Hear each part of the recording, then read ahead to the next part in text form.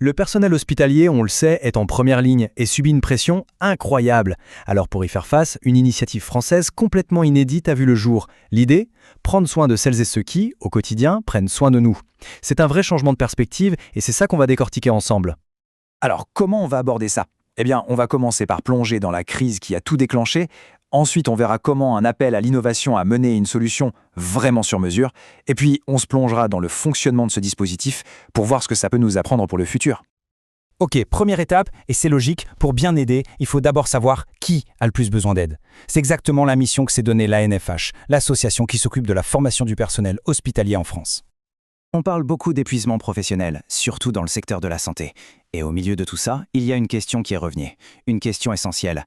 Mais au fait, qui s'occupe de nos soignants? Qui prend soin d'eux? C'est vraiment de là que tout est parti. Alors l'analyse de l'ANFH a permis de cibler très précisément les personnes les plus fragiles. On a identifié 3 groupes prioritaires. D'abord, les agents de catégorie C, qui ont souvent un niveau d'études inférieur au bac. Ensuite, les agents qui sont officiellement reconnus en situation de handicap. Et enfin, et c'est crucial, celles et ceux qui sont en grand risque d'usure professionnelle, de burn-out. C'était clair, c'est pour eux qu'il fallait agir. Et là, face à des défis aussi spécifiques, l'ANFH a eu une prise de conscience. Une solution toute faite, un truc standard, ça n'allait tout simplement pas fonctionner. Il fallait penser autrement. Il fallait innover. L'idée de départ, elle s'appuie sur un outil qu'on connaît bien en France, le fameux bilan de compétences. Mais attention, l'ambition ici, elle était bien plus grande. Il ne s'agissait pas juste de faire un point sur les compétences. Non, le vrai enjeu, c'était d'aider des gens à se reconstruire, à se réinventer professionnellement après avoir traversé des moments très durs. Du coup, l'ANFH lance un appel à projet, un appel à manifestation d'intérêt, comme on dit, pour créer un bilan de compétences renforcé. Et quand on dit renforcé, le mot est faible. On parle de 72 heures d'accompagnement. Pour se faire une idée, c'est quasiment 3 fois plus long qu'un bilan classique. C'est un investissement en temps absolument énorme. Et qui a répondu à cet appel? Qui s'est senti capable de relever un tel défi? Un cabinet de conseil qui a, il faut le dire, des décennies d'expérience dans le domaine. Et ce qui est intéressant avec la proposition de méthode, c'est qu'elle n'était pas juste technique. Il y avait une vraie philosophie derrière. Cette phrase tirée de leur proposition le montre bien, on sent que pour eux, c'est une mission, pas juste un contrat. Alors qu'est-ce qui a fait pencher la balance en leur faveur?